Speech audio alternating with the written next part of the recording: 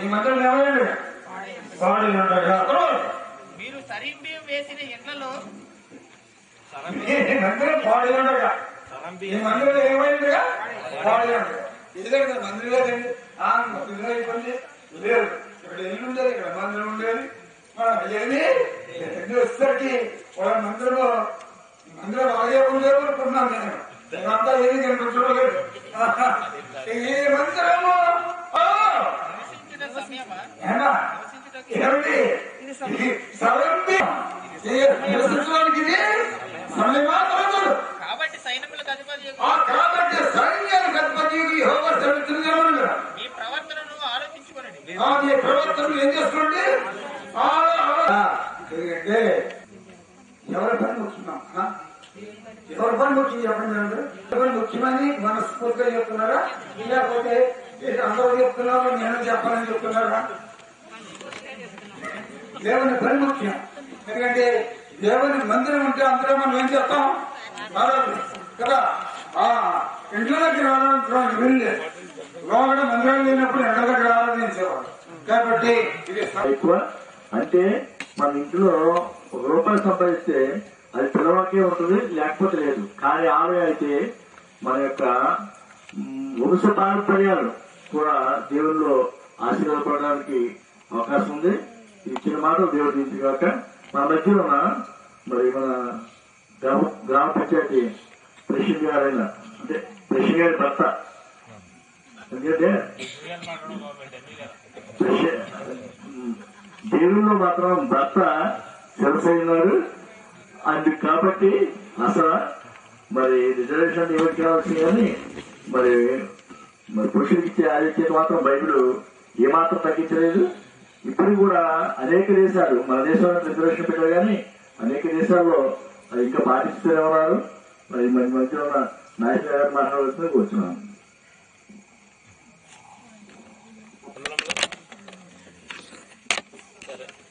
ఈరోజు చాలా సంతోషమైన దినం. మరి ఈ ఒక్క నిమిషంలో మటుకి మరి ఈ ఒక్క కార్యక్రమానికి ఫస్ట్ నన్ను ప్రేరేపించినటువంటి మహానుభావుడు మరి పరలోకంలో ఉన్నా కానీ నాకు ఇప్పుడు సడన్ గా గుర్తుకొచ్చాడు ఆయన మరి బుల్లబ్బాయి గారు. ఆయన గురించి ఆయన ఆత్మశాంతి గురించి ఈ ఏదో పెద్ద చర్చి కట్టెలని ఆత్మాను వచ్చేసి చెవులు జోరేలా చెప్పేసేవాడు. మరి ఎందుకో నాకు సడన్ గా గుర్తు వచ్చాడు ఆయన. ఒక్క నిమిషం ఒక్క నిమిషం మౌనంగా ఆయన గురించి ఆత్మశాంతి లేదు, ఆత్మ దేవుడి ఓకే అయితే నాకు అయితే తెలియదు కానీ ఈ విషయంలో ఆయన ఒకసారి నేను గుర్తు చేసుకుంటే అని నాకు అనిపించింది. ఏంటో తెలియదు నాకు.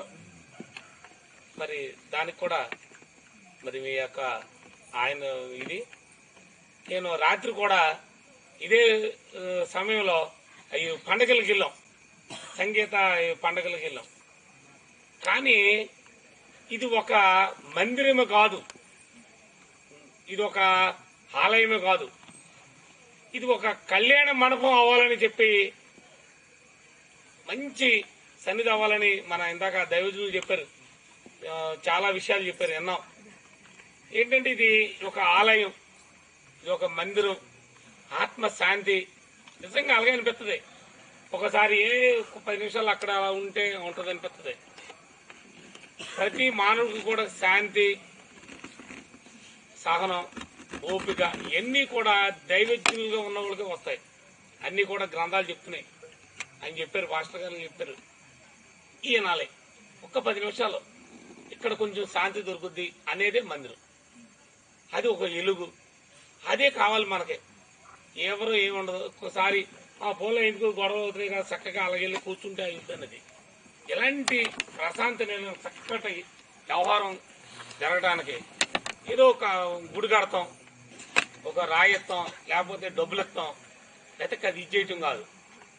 ఈ మందిరం కట్టడానికి నేనైతే కనుక 10 రోజులు గమళ ఎత్తి పని చేయటానికి ఆ భగవంతుడు నాకు అవకాశం ఇవ్వాలని నేను కోరుకుంటూ, అలాగే ఈ యొక్క పని చేయటానికి ఇవన్నీ చేయడానికి సాయి చేతుల ఎంతో మంది సహాయం చేస్తారు.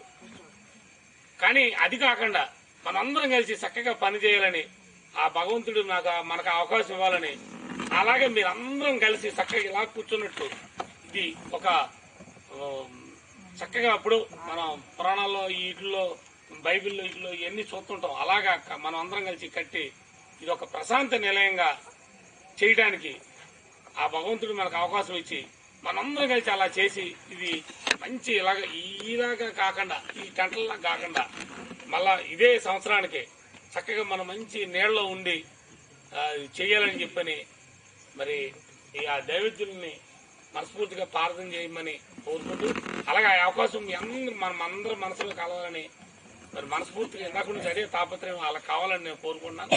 మరి అది జరుగుతుందని ఆశిస్తున్నాను. మరి మీ అందరికీ కూడా మరొకసారి ధన్యవాదాలు తెలియజేసుకుంటూ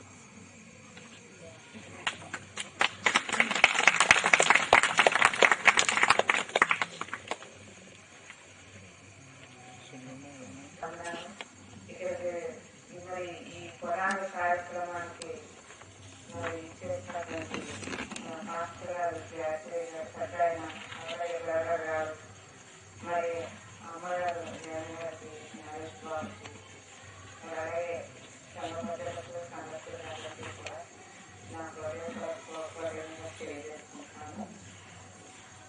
ఇలాగా సత్యగా చెప్పారు కదా, మీరు నాకు ఇవ్వండి, ఆ తర్వాత మీకు ఆకాశవాసులైతే అకాలంతో విస్తారంగా నివేదిస్తానని అన్నారు కదా. అది మన అందరి కుటుంబాల పట్ల నెరవేర్చాలని నేను ఆశిస్తున్నాను. అలాగే మన చర్చకు సంబంధించి ఇది ఒక అవకాశం అన్నమాట. ఇక్కడ మనం శక్తి గొడవలు అంటే శక్తికి మించినది అయినా చేసిన అంతగా అదే మనం ఎన్నో ఆస్తులు సంపాదించుకుని కూడబెట్టుకుని ఏదో మన పిల్లలకి ఇచ్చి వాళ్ళు ఇచ్చే అది సహజమే. కానీ ఇలా మనం ఈ దైవ కార్యక్రమానికి ఉపయోగించింది మన పరలోకంలో దాసి పెట్టి ఉంటుందని చెప్పేసి నేను నమ్ముతున్నాను.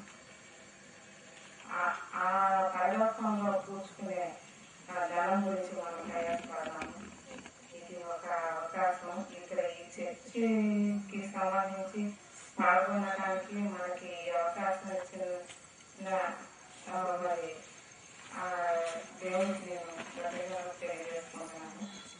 మా శక్తి కొరకు నేను చేస్తాను, మీ శక్తి కొరకు మీరు చేయమని నేను కోరుకుంటూ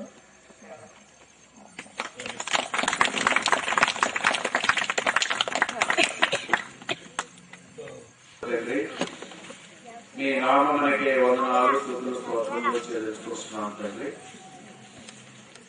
మరి ఇంతవరకు మీ సన్నిధికి మమ్మల్ని అందరినీ కూడా తోడుకొచ్చి దేవా మరి మీరు కట్టించబోయే మందిరం కొరకు ఇంతవరకు అనేక సంగతులు దావీదు గారిని, మా తండ్రి మరి సొలొమోన్ రాజు గారిని వారిని మీరు ఏర్పాటు చేసుకుని కట్టించుకున్నటువంటి విషయాలను నా దేవ మరి యొక్క దీని కొరకు వెచ్చించవలసినటువంటి సహాయం వచ్చి కొన్నాళ్ళు చేస్తున్నా.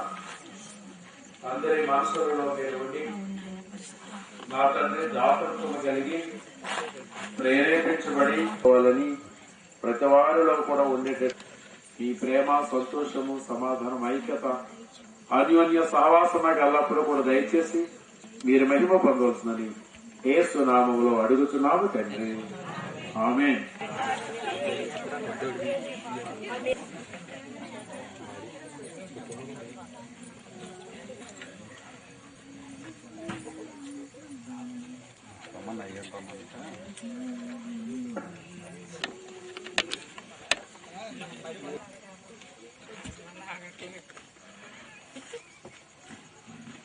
అమ్మగారు